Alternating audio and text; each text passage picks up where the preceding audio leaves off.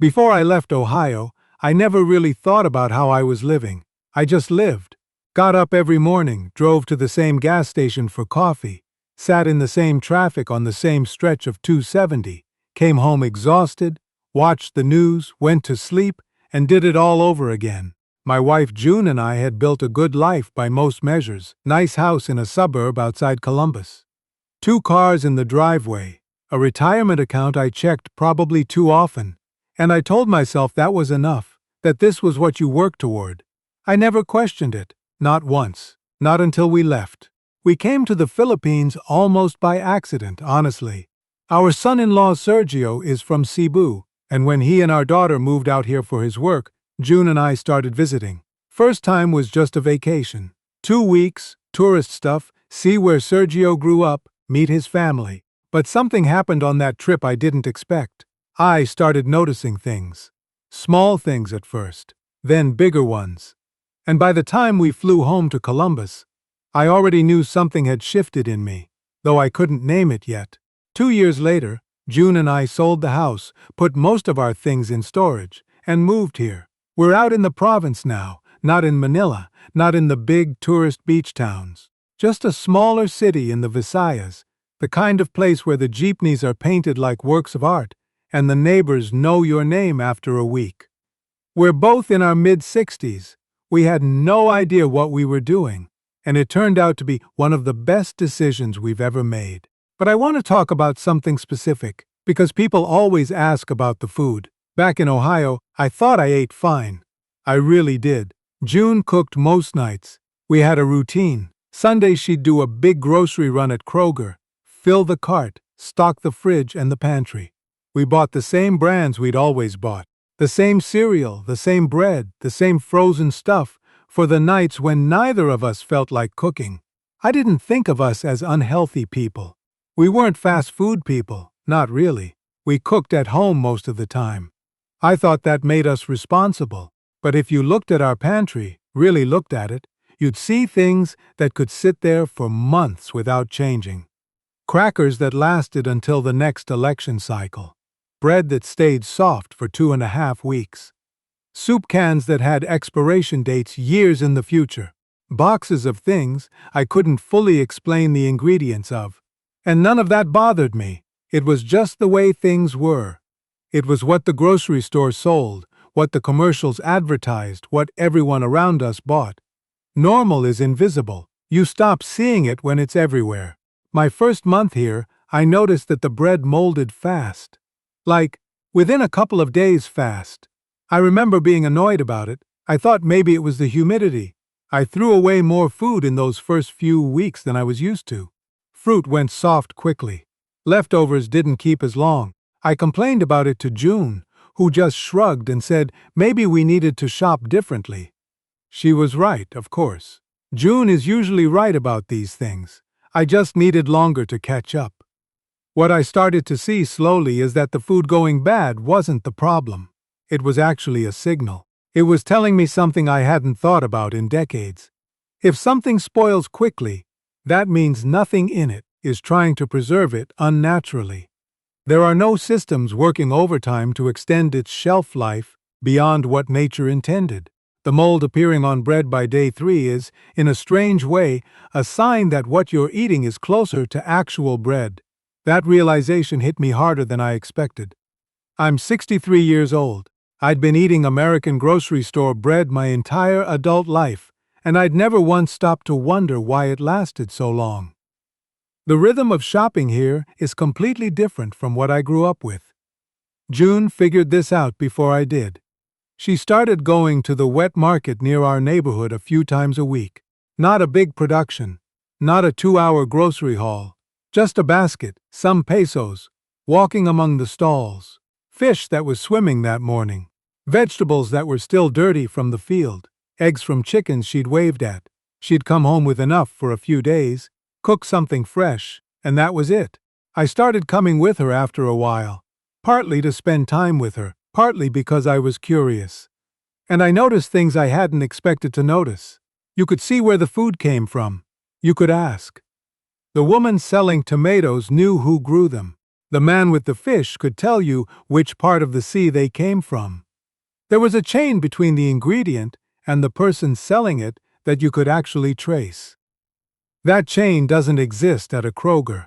It can't, by design, because the whole system is built on scale and distance and shelf stability, not traceability. I don't say that to make Kroger sound evil. It's not evil. It's a system that evolved to serve a particular kind of life. A life where both people in a household work full-time, commutes are long, time is scarce, and convenience isn't a luxury but a necessity. I lived that life for 40 years. I understand it from the inside. When you get home at 6:30, after a 45-minute drive, and you still have to figure out dinner, the idea of going to a market 3 times a week sounds like a fantasy. But here we have time. That's the part that's different. We're retired. The pace of life here is different. And having time changed the entire relationship with food in a way I didn't anticipate. I started cooking things I hadn't cooked in years. Not complicated things, just real things. Rice made fresh instead of from a packet. Soup made from scratch instead of from a can. Fish that I actually had to think about how to prepare, because it arrived as a fish and not as a pre-seasoned fillet in a sealed bag. And eating that food felt different. Not dramatically different, not night and day different, but different in a way I noticed. It felt lighter somehow, less heavy afterward. That might be psychological. I genuinely can't rule that out. But it was consistent enough that I started paying attention. One afternoon, I was visiting Sergio's mother, a woman named Lola Sita, who's been cooking the same way her entire life. She was preparing lunch for the family, and I watched her work. She moved around that kitchen with a calm I've rarely seen. Nothing came from a box. She was making something with pork and vegetables and vinegar and garlic, adjusting it by smell and taste, and the whole process felt almost meditative. I asked her if she ever used pre-made sauces or seasoning packets. She looked at me like I'd asked if she ever used a forklift to carry groceries. She said she'd never needed them. That moment stuck with me for weeks afterward, because I thought about what my kitchen in Ohio looked like. The cabinet next to the stove was full of things. Spice blends in jars with unpronounceable ingredients. Pre-made sauces with 15 to 20 components listed on the back. Seasoning packets for dishes that could just as easily be made with 4 or 5 real things, but somehow required a factory's worth of additives to replicate the same result. I had normalized all of that. It was just what modern cooking looked like to me. I'm not trying to be dramatic about it. The food I ate in Ohio didn't kill me. Most of the things in those packets and jars were technically edible. But there was something about watching Lola Sita cook a meal from actual ingredients, knowing what every element was and where it came from. That made me realize I'd drifted pretty far from that without ever deciding to. One of the things I've thought about a lot since moving here is the role that driving played in all of this back home. I drove everywhere in Ohio. Everywhere. The grocery store was a 12-minute drive. The pharmacy was 8 minutes. Getting coffee required getting in the car. My entire day was organized around the car, which meant my entire day was organized around efficiency and speed, which meant food decisions were made with the same logic. What's fastest? What's most convenient? What requires the least amount of stops and the least amount of planning? Drive-thrus became part of the rhythm without me noticing. Not every day, but regularly. A breakfast sandwich from somewhere on the way to an appointment. Lunch grabbed between meetings. Dinner from somewhere with a line you stayed in without getting out of the vehicle. When food is consumed between one obligation and the next, it stops being a thing you pay attention to. It becomes fuel, and you evaluate it the same way you evaluate gasoline. Which pump is closest? Which is cheapest? Done. Here I walk more than I've walked since I was in my 20s. The neighborhood has small shops I pass regularly. A little bakery where they make pan de sal every morning, fresh and hot, for a few pesos apiece. A vegetable stand run by a woman whose grandson plays out front. A fish stall where the guy knows June by now and sets aside things he thinks she'll like. These aren't destinations. They're just part of being outside and moving through the world. And because of that, food is woven into the day differently. It's something you encounter, not something you calculate. I noticed when I went back to Columbus last year to visit my son and take care of some financial things. I hadn't been back in over a year at that point. Walking into a grocery store for the first time in months, I was genuinely disoriented. Not by anything dramatic, just by the scale of it. 50 feet of cereal, an entire aisle dedicated to salad dressing, hundreds of versions of the same basic products, each one packaged and marketed in a way designed to catch the eye, convey health or value or naturalness, and move off the shelf. Everything competing for attention, everything promising something. I stood in the bread aisle for probably 3 minutes just looking. I wasn't trying to make a point. I wasn't thinking about this video or anything like that. I was just genuinely trying to understand what I was looking at. This bread was saying it was natural. That bread was saying it had no preservatives. Another one was promoting its fiber content. One brand had a picture of a farmhouse on it, which I'm fairly certain had nothing to do with where it was actually made. And I thought about the woman who sells bread 3 blocks from our house here, who makes it herself, whose bread lasts about 2 days and costs almost nothing and doesn't need to advertise anything because the people who walk by already know what it is. I don't think the people buying that bread in Columbus are foolish. I was those people for most of my life. The system is built around them. The marketing is extraordinarily sophisticated. Companies spend enormous amounts of money studying how people make decisions in grocery stores, how long they pause in front of a shelf, what colors trigger what responses, what words like natural or real or wholesome do to purchase behavior. None of that is accidental. It's designed, and when you're inside that design every day, you can't really see it. It's like trying to read the air. My son, whose name is Owen, came to visit us here earlier this year. He's in his late 30s, works in logistics in Cincinnati, busy life, 2 kids under 10. He was only here for 9 days, but by around day 4, I could see something shifting in him. He started commenting on the food, how things tasted different, how he wasn't as tired after eating, how his stomach felt, which sounds like an odd thing to notice on vacation. But he mentioned it twice without me bringing it up. On the last night, June made a meal with fresh vegetables from the market and some fish we'd gotten that morning. Simple stuff, nothing fancy, and Owen sat back after eating and said quietly that he couldn't remember the last time food felt that uncomplicated. That hit me, because uncomplicated is exactly the word. That's what's different here. Not that the food is necessarily more nutritious in every measurable way, not that people here don't also eat junk food and sugary drinks, because they absolutely do. There's a convenience store on every other corner, selling chips and instant noodles and sweetened tea, but the baseline relationship with food is different. The default is different. The starting point is different. Back in the United States, the default is processed. You have to actively seek out the alternative. Here, the default is fresh. You have to go looking for the heavily packaged version. That reversal sounds small until you think about what defaults actually do to behavior. Defaults don't require decisions. You just do them. When processed is the default, you eat processed without thinking about it, because thinking requires effort, and modern American life is not designed to give you extra effort. When fresh is the default, fresh is just what dinner looks like. I've had a lot of conversations with other Americans who've moved here, people of various ages in various situations, and almost all of them mention food at some point. Not always as the first thing they noticed, and not always positively. Some people really miss certain things from back home. I get that. I miss some things too. I miss decent Mexican food, which is genuinely hard to find here.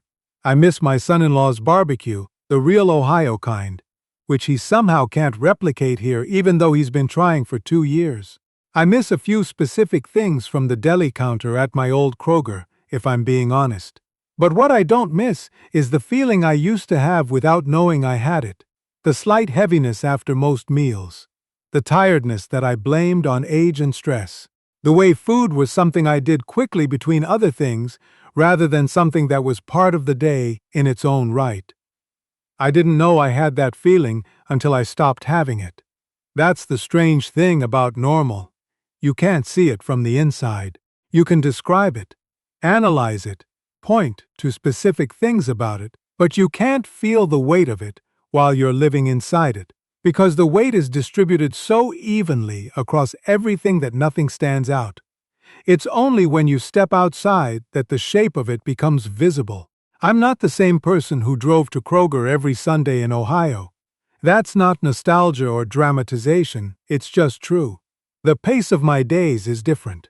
What I pay attention to is different. The amount of time I spend in the car versus on foot is different.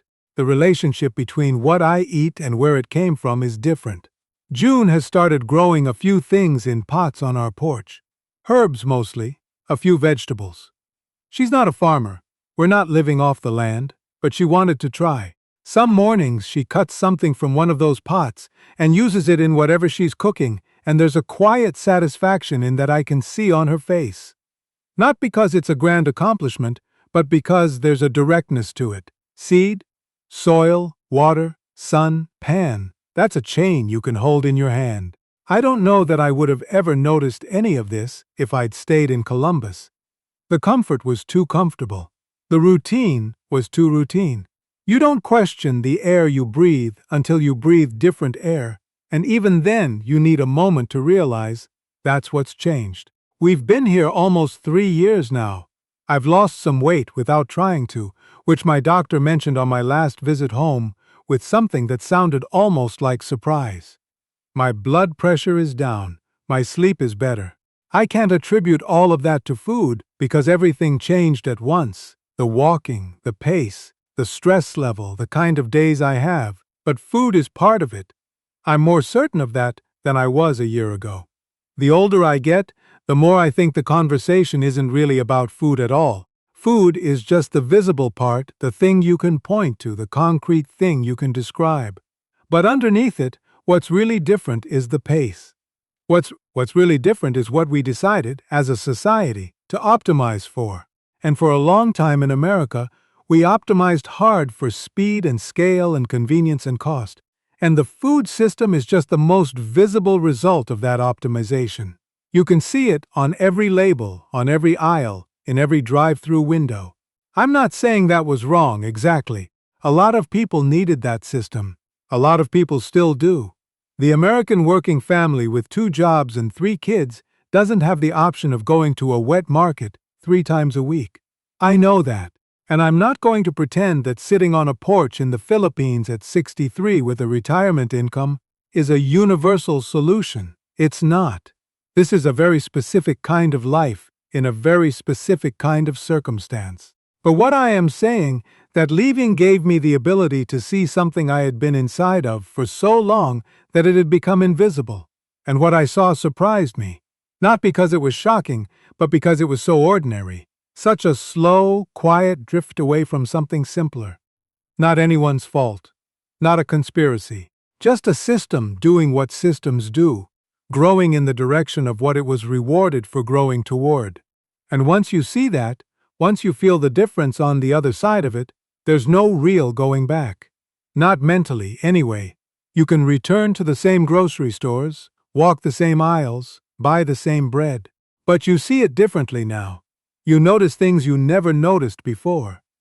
The length of ingredient lists. The words that are doing marketing work instead of telling you anything real.